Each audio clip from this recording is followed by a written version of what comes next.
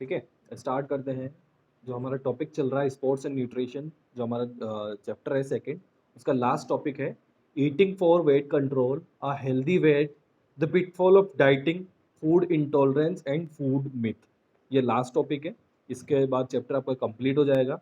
ये जो चैप्टर है, ये इस बार के जो रिवाइज सिलेबस है आपका, उस रिवाइज सिलेबस में एक इकलौता चैप्टर है जो कंप्लीट है। बाकी सभी चैप्टर्स के अंदर से कुछ चीज़ें डिडक्ट की गई है। ओके, तो ये पूरा कंप्लीट चैप्टर है, इसके अंदर आपको पूरा कंप्लीट रीड करना है। ठीक है, तो स्टार्ट करते हैं। न्यू न्यू सिलेबस का लिंक मैंने भेजा हुआ है, एक बार और मैं सेंड कर दूंगा। ठीक है, ग्रुप में। ओके, ठीक है, तो स्टार्ट करते हैं। ईटिंग फॉर वेट कंट्रोल है ना, यहाँ से देखना है। तो फर्स्ट चीज हमको क्या देखनी है, हेल्दी वेट क्या होता है। वेट कंट्रोल आपको करना है, वेट ज्यादा होना चाहिए, कम होना चाहिए, इसके लिए क्या करना पड़ेगा, एक आपको आइडियल वेट निकालना पड़ेगा, है ना। सपोज करो किसी का वेट है वो एकदम आइडियल है, तो उसकी हेल्थ भी अच्छी रहेगी। वो उसको ना डिजीज होने के चांसेस रहेंगे, ना उसको कुछ और दूसरी प्रॉब्लम्स होने के चांसेस रहेंगे। बट अगर किसी का वेट कम है तो उसको भी डिजीज होने के चांसेस रहते हैं। और किसी का वेट ज्यादा है, जो अकॉर्डिंग टू आइडियल वेट होना चाहिए। अभी आइडियल वेट हमें नहीं पता, आइडियल वेट की डेफिनेशन नहीं पता, लेकिन एक जनरल वे में कोई अगर अनहेल्दी है, मतलब कोई ज्यादा पतला है, तो वो भी प्रॉब्लम, उसको भी डिजीज होने के चांसेस होते हैं। और कोई अगर ज्यादा मोटा है तो उसको भी डिजीज होने के चांसेस ज्यादा होते हैं। ओके, अनहेल्दी अंडरवेट और ओवरवेट, दो टाइप से अनहेल्दी इंसान हो सकता है। एक जो भी ह्यूमन है वो अंडरवेट और ओवरवेट टू टाइप्स हो सकता है। तो according to National Institute of Health, National Institute of Health क्या कहता है, a healthy weight is considered to be the one that is between 19 and 25 BMI। BMI की फुल फॉर्म है बॉडी मास इंडेक्स। ठीक है, बॉडी मास इंडेक्स के according अगर किसी भी पर्सन का वेट 19 टू 25 होता है तो इट मींस वो हेल्दी है। ओके, इट मीन्स वो हेल्दी है। और अगर उसका वेट 25 टू 29 होता है तो वो ओवरवेट है। और अगर उसका बीएमआई ग्रेटर देन 30 है, 30 से ज्यादा है, तो इट मीन्स वो क्या है, ओबेस है, यानी कि वो मोटा है। और अगर किसी का वेट 19 से कम है, 19 से बीएमआई किसी का कम है, तो वो अंडरवेट है। ओके, तो ये चीज है। बीएमआई किसके according, National Institute of Health के अकॉर्डिंग बीएमआई जो है वो 19 टू 25 होना चाहिए, इट मींस वो हेल्दी पर्सन है। Okay, in simple words it can also be said that a healthy weight is that weight which lowers an individual's risk for various health. ठीक है, जो हेल्दी वेट क्या होता है, ऐसा वेट जो कि रिस्क है, इंडिविजुअल्स की रिस्क है हेल्थ प्रॉब्लम से रिलेटेड, उसको कम कर सके। ठीक है, सच इस कौन कौन सी प्रॉब्लम्स होती है, हार्ट डिजीज होती है, स्ट्रोक होता है, हाई ब्लड प्रेशर होती है, डायबिटीज होती है, ये सब चीजें जो है अनहेल्दी वेट के कारण होने के चांसेस ज्यादा रहते हैं। ओके, तो सिंपल सी चीज, अंडरवेट और ओवरवेट आपको समझ में आया होगा। बीएमआई क्या होती है वो भी थोड़ी सी समझ में आई होगी। अब हम देखते हैं कि कैसे हम ये डिसाइड करेंगे कि ये हेल्दी है या अनहेल्दी है ना, इसकी क्या चीज है। तो टू टाइप से डिसाइड करते हैं, एक होती है बीएमआई कैलकुलेशन और एक होता है हाइट और वेट चार्ट। ओके, हाइट और वेट चार्ट के अकॉर्डिंग भी हम डिसाइड करते हैं। तो मेल और फीमेल का दोनों का अलग अलग होता है। क्लियर, आपकी बुक के अंदर दिया हुआ है पूरा कंप्लीट। कुछ एग्जाम्पल्स में पढ़ के बता देता हूँ आपको क्या क्या है। जैसे सपोज करो किसी भी मेल है, उसकी हाइट अगर 165 सेंटीमीटर है। ओके, 165 सेंटीमीटर अगर किसी की हाइट है, तो वो 58.5 केजी वेट तक अंडरवेट कहलाएगा। ओके, अंडरवेट उसका रहेगा। क्लियर, उसका वेट अगर 59 से लेकर 64.8 है। ठीक है, सॉरी 57.8 से लेकर के 63 है, इट मींस वो मीडियम वेट है। और अगर उसका वेट 61.2 से लेकर के 68.9 है तो वो मैक्सिमम वेट है, इससे ज्यादा उसका वेट नहीं होना चाहिए। अगर इससे ज्यादा उसका वेट होता है तो वो ओबेस कहलाता है। ओके, इसी तरीके से फीमेल्स के अंदर है, अगर किसी भी फीमेल की हाइट 155 सेंटीमीटर है तो उसका लो वेट कहलाएगा 44.9 से लेकर के 48.5। ठीक है, अगर मीडियम है तो मीडियम होता है 47.1 से लेकर के 52.6 केजी, और मैक्सिमम वेट उसका हो सकता है 50.8 से लेकर के 58। अगर 58 से ऊपर है तो वो ओबेस कहलाती है। क्लियर? और अगर 44.9 से कम है तो वो बिल्कुल ही अंडरवेट हो जाएगी। ओके, बिल्कुल ही अंडरवेट कहलाएगी, अनहेल्दी कहलाती है। ये एक तरीका है, चार्ट है। इसमें अपने जो मेल्स है उनकी हाइट 157.5 से लेकर के 193 तक दी हुई है, और फीमेल है जो उसकी हाइट दी हुई 147.5 से लेकर के 183 तक। ओके, तो ये सेंटीमीटर्स में हाइट है। इसके अकॉर्डिंग आपका हाइट और वेट और कैलकुलेशंस निकलता है, आप किस अकॉर्डिंग हेल्दी हैं, कम हेल्दी हैं, ज़्यादा हेल्दी हैं, या फिर ओवरवेट हैं, या ओबेज हैं, या फिर अंडरवेट हैं। ये सब चीज़ें इस चार्ट से हम निकाल सकते हैं। इसके अलावा दूसरा मेथड होता है, वो होता है BMI इंडेक्स, यानी कि BMI कैलकुलेशन। ठीक है, तो BMI को कैसे कैलकुलेट करते हैं? इसका एक सिंपल सा फॉर्मूला होता है, weight in KG upon height metre square. ठीक है, यहाँ पे हम सेंटीमीटर में हाइट देखते हैं, यहाँ पे हम मीटर में हाइट देखते हैं। अगर इसको सिंपल देखें तो weight upon height into height. Clear? इससे BMI हमारी निकल जाती है।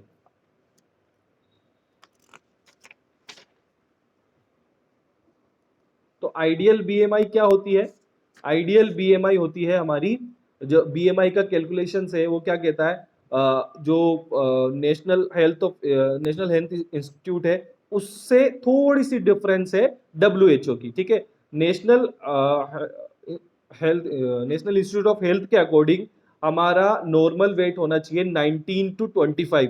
ओके, बट जो WHO है, वर्ल्ड हेल्थ ऑर्गेनाइजेशन, उसके अकॉर्डिंग होना चाहिए 18.5 टू 24.9। ओके, ये हमारा आइडियल वेट होता है। तो इसके अकॉर्डिंग कैटेगरीज होती है BMI की, जो कि BMI के अकॉर्डिंग डिसाइड होती है। जैसे अंडरवेट कैटेगरी क्या आएगी? अंडरवेट कैटेगरी आएगी लेस देन 18.5 BMI। क्लियर?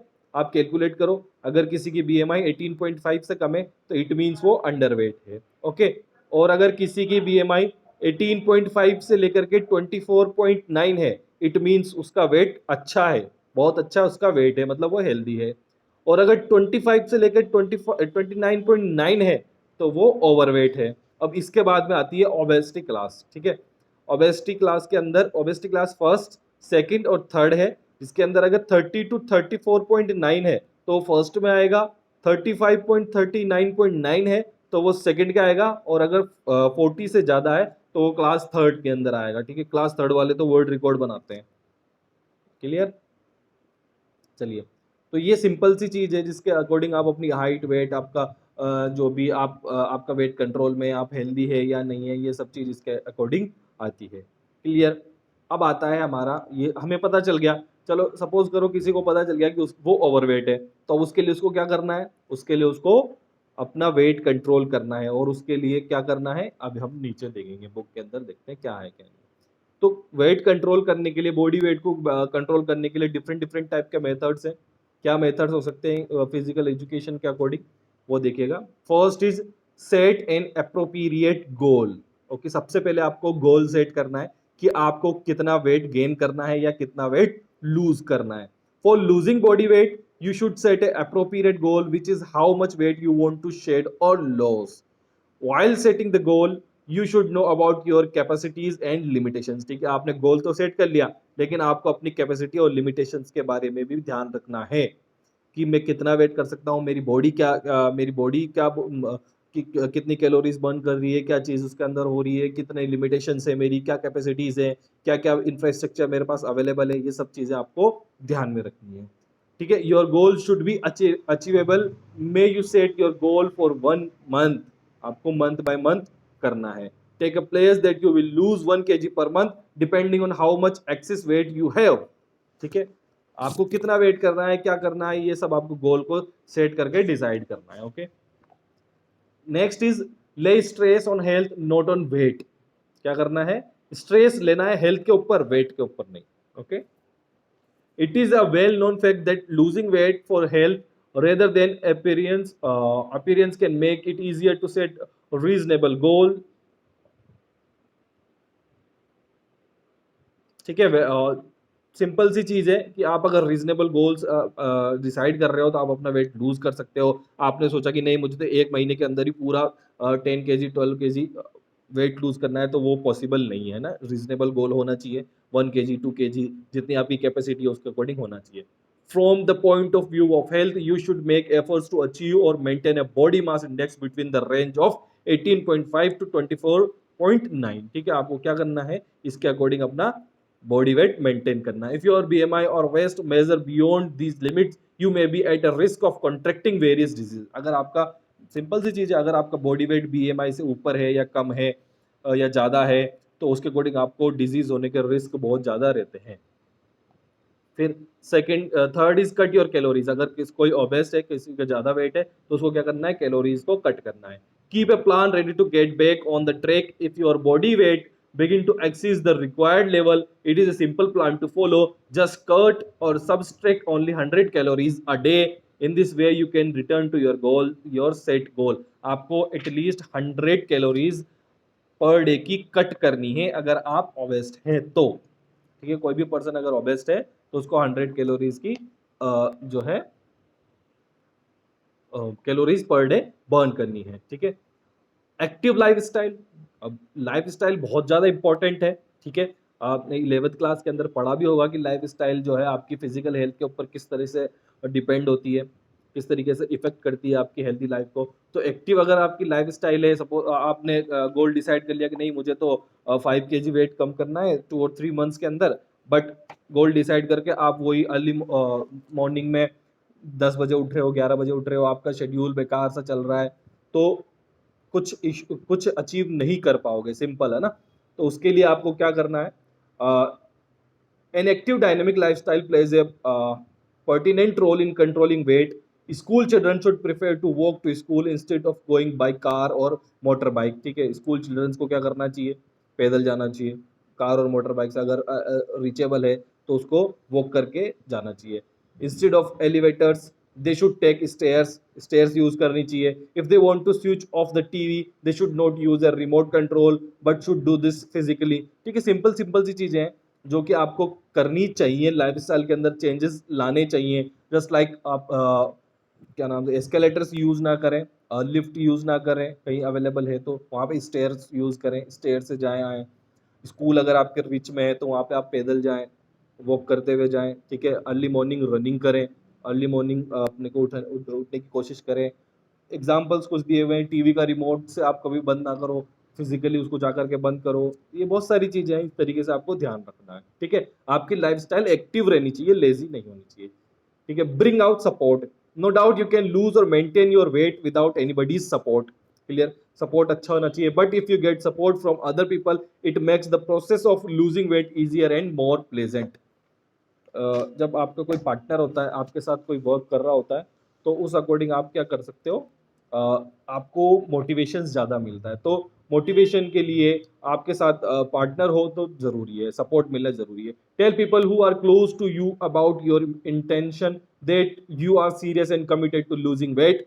अपने जो आपके क्लोज फ्रेंड्स हैं, जो रिलेटिव्स हैं, उनको बताओ। Tell them that you would appreciate their support. ठीक है, ठीक है, उनके सपोर्ट को अप्रिशिएट करो। In fact, having a support of a partner really works wonders for many persons. Clear? Promising to meet a partner for the regularly scheduled gym time as a great way to stick to a workout routine. ठीक है, आपका जो gym schedule है उसमें आप partner decide कर लो, उसके साथ जाओ। मतलब सिंपल सी चीज़ है, अगर आपको किसी का सपोर्ट चाहिए तो सपोर्ट बहुत ज़रूरी होता है। विदाउट सपोर्ट बहुत सारी चीज़ें मुश्किल हो जाती हैं। फिर आता है योगिक exercises. Yogic exercises can help in controlling as well as maintaining power weight. For example, pranayam and yogic asanas are helpful in controlling weight. ठीक है, योगा करो, जिम जाओ, योगा करो, ये सब चीज़ें करनी है। अवॉइड फैटी फूड्स, जिनके अंदर फैट्स ज़्यादा हो उनको अवॉइड करने चाहिए, उस तरीके के फूड्स को अवॉइड करो। Avoid junk and fast food. Junk और fast food just like pizza, burger, chips, cookies, ना पेस्ट्री, चॉकलेट, कोल्ड ड्रिंक्स, इस तरीके की जो भी चीज़ें हैं इन सबको अवॉइड करनी चाहिए। अवॉइड ओवर ईटिंग को अवॉइड करो। ठीक है, जितनी आपको भूख है उससे थोड़ा कम खाओ। It means that you should eat food as per the requirement of your body. Suppose you require 2000 calories per day, then you should take the food that consists of only 2000 calories.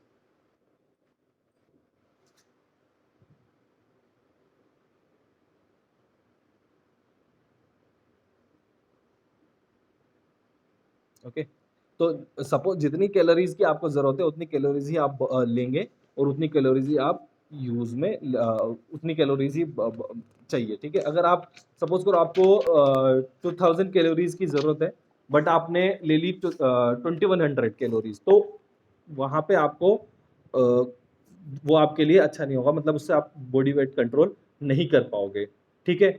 Next is don't eat smaller meals frequently, ठीक है।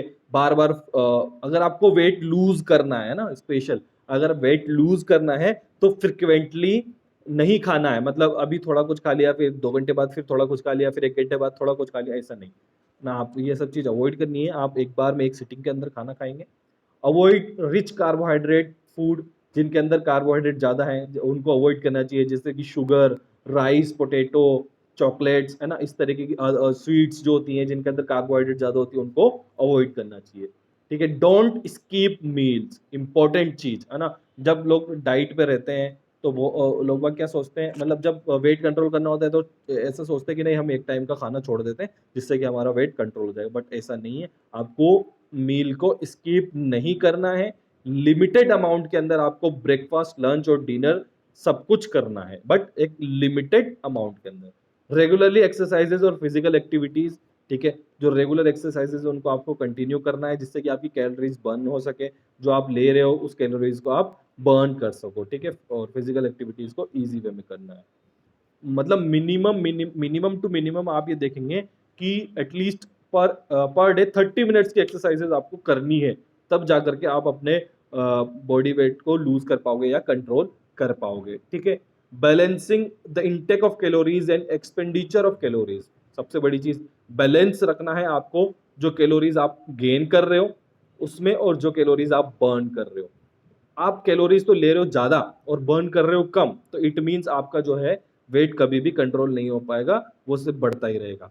जितनी calories आप ले रहे हो उतनी calories ही आप burn करो, ये आपके लिए बहुत बेनिफिशियल है। और अगर आपने कैलोरीज ली कम और बर्न कर दी ज्यादा तो वो भी गलत है, उससे भी आपको थकान होगी, बहुत सारी प्रॉब्लम्स होने लग जाएंगी, ठीक है। तो ये सब चीजें आपको ध्यान रखनी है कब, ड्यूरिंग द वेट कंट्रोल। ये चीजें हैं आपको अच्छे से ध्यान रखना है। अब आता है हमारा next topic is the pitfall of dieting, ठीक है।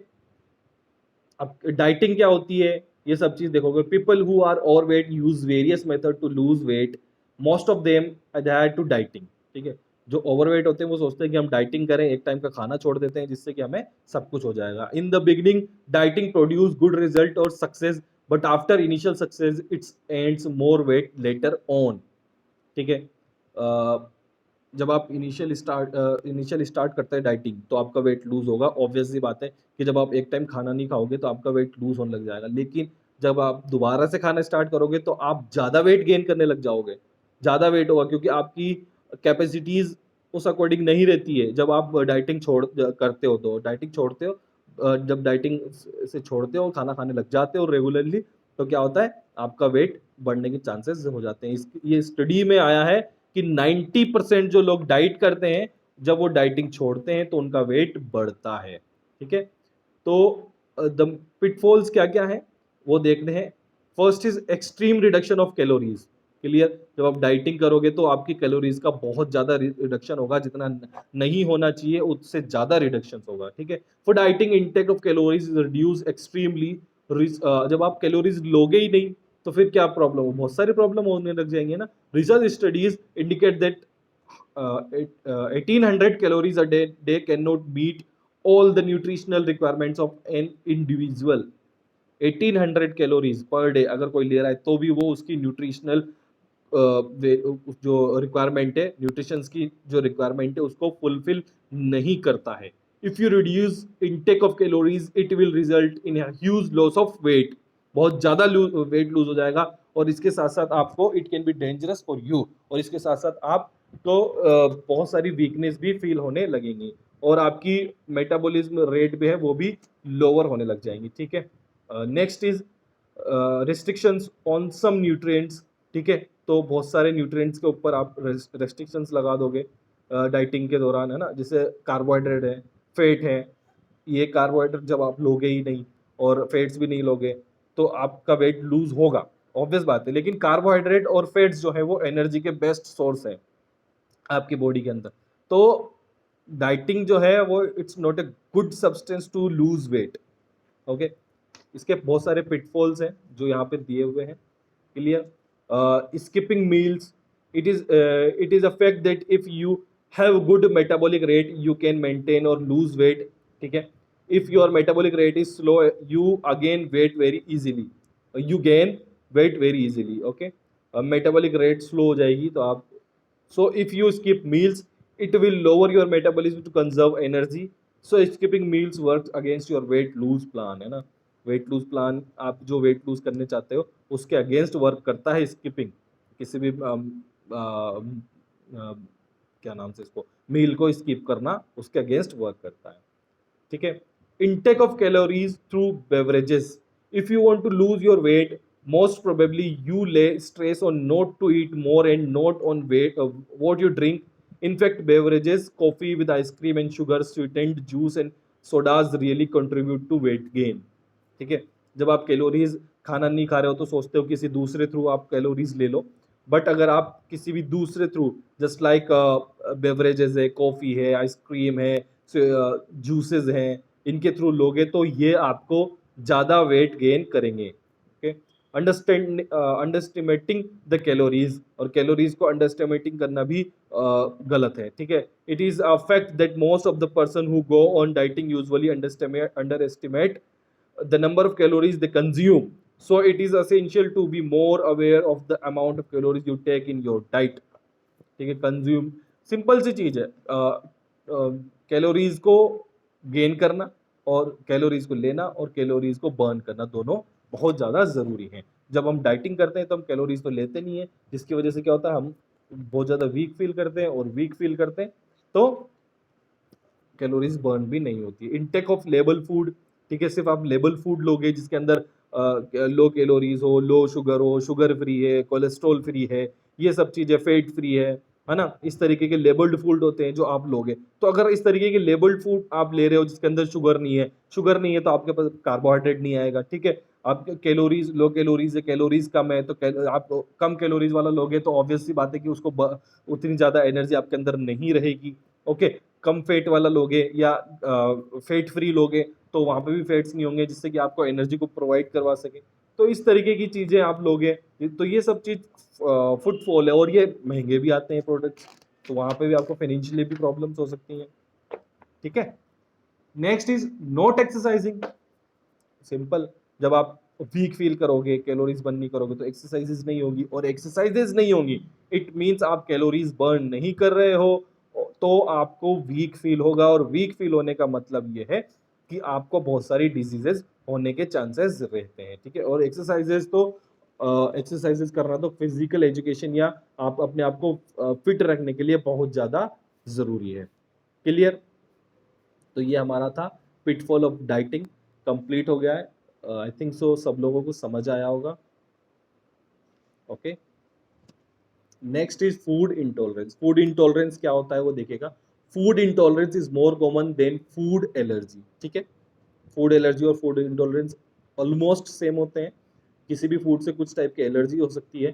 Food intolerance is a term use widely for varied physiological response associated with a particular food. In simple words, food intolerance means the individual elements of certain foods that cannot be properly processed and absorbed by our digestive system, ठीक है। Food intolerance का मतलब क्या है कि कुछ ऐसे foods हों जो हमारे डाइजेस्टिव सिस्टम उसको प्रॉपर एब्जॉर्ब ना कर पाए और उसको प्रॉपर फंक्शनिंग ना कर पाए, तो दैट्स कॉल्ड फूड इंटॉलरेंस, ठीक है। उसकी वजह से बहुत सारी प्रॉब्लम्स होने लग जाती है, ठीक है।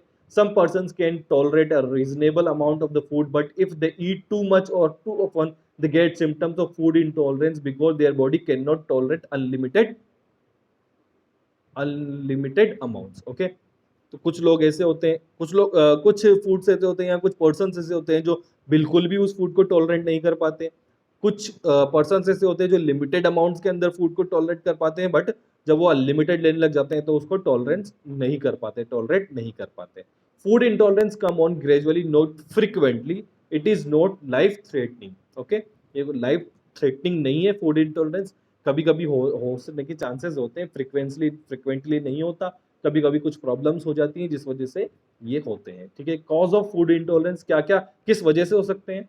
Food intolerance is caused by part of complete absence of activity of the enzyme responsible for breaking down or absorbing the food elements। ठीक है, अगर कोई एंजाइम किसी भी फूड को ब्रेक डाउन कर, जो एंजाइम किसी फूड को ब्रेक डाउन करता है ना, उसको ऑब्जॉर्व करता है, उसके एलिमेंट्स में ब्रेक करता है, वो एंजाइम अगर एब्सेंस है तो इस तरीके के फूड इंटॉलरेंस होने के चांसेस होते हैं। These deficiency are usually innate, sometimes food intolerance can be diet related or can be due to illness। ठीक है, किसी भी वजह से हो सकते हैं, डाइट से रिलेटेड हो सकते हैं, या अभी आप बीमार है उस वजह से भी हो सकते हैं। सिम्टम्स क्या है? सिम्टम्स है cause nausea, stomach pain, diarrhoea, vomiting, flatulence, gas cramps, heartburn, headache, irritability, nervousness. ठीक है, ये सब इसके सिम्टम्स होते हैं। मैनेजमेंट ऑफ फूड इंटॉलरेंस, अब आप इसको मैनेज कैसे कर सकते हो फूड इंटॉलरेंस को?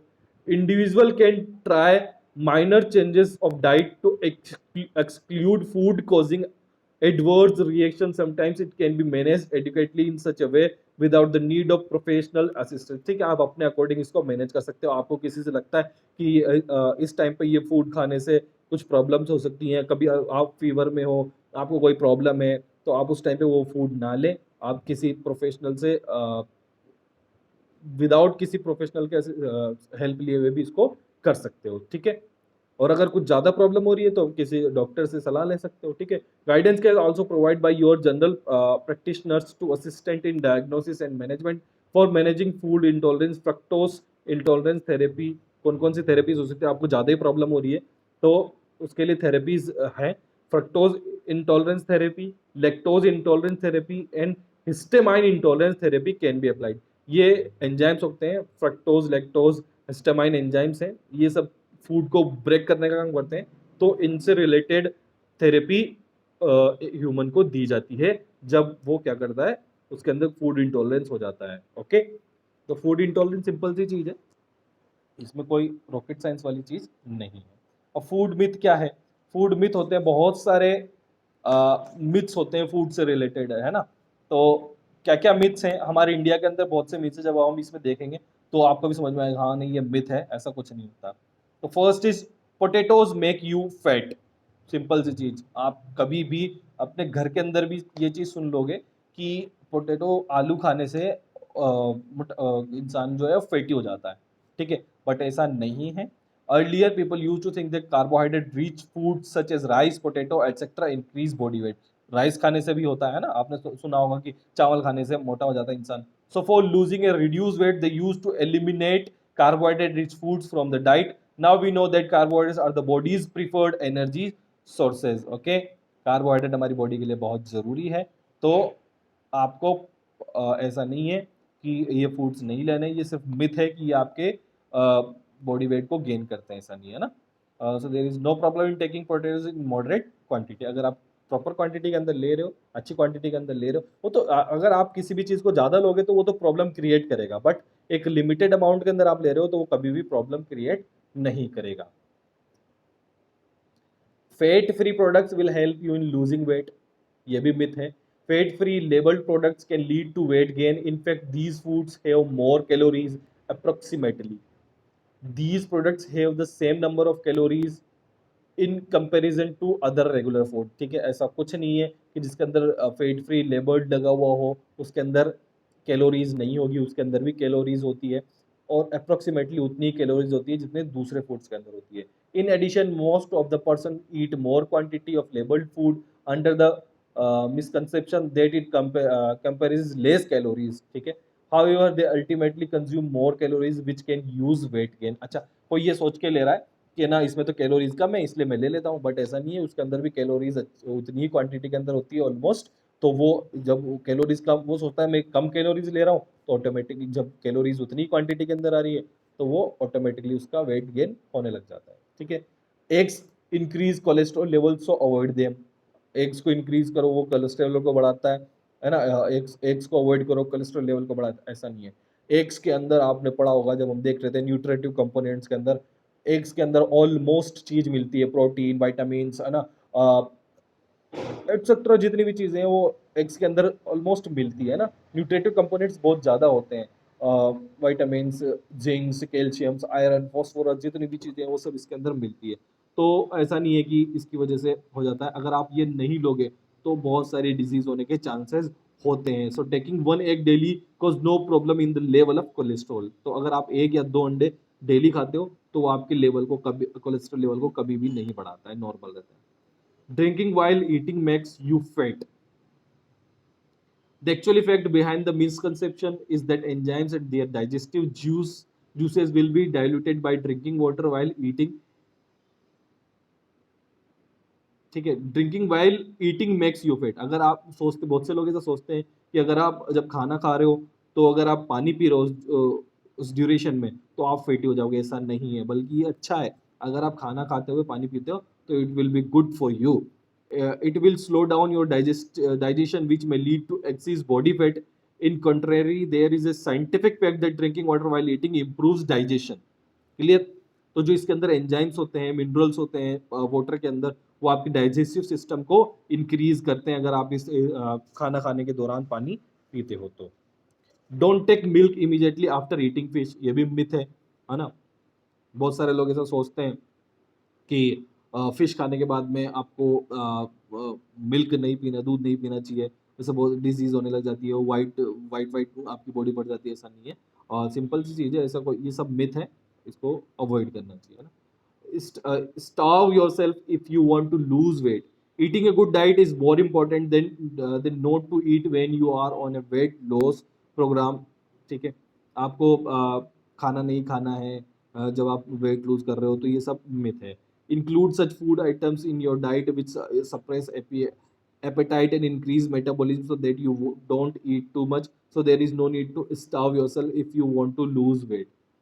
ठीक है, आपको क्या करना है, सभी कोई मील स्किप नहीं करना है, नॉर्मली खाना है, बट आपको एक्सरसाइजेज वगैरह कंटिन्यू करनी है। Exercise makes you fat more, exercise makes you eat more, exercise burn calories which may increase your hunger. Research studies conducted in this area have not shown that the individuals who do exercises consume more calories than those who don't exercise. So there is no truth in this statement. ठीक है, क्या होता है, अगर आप exercises कर रहे हो, सिंपल से सोचने में आता है कि अगर आप एक्सरसाइजेस कर रहे हो तो क्या होगा,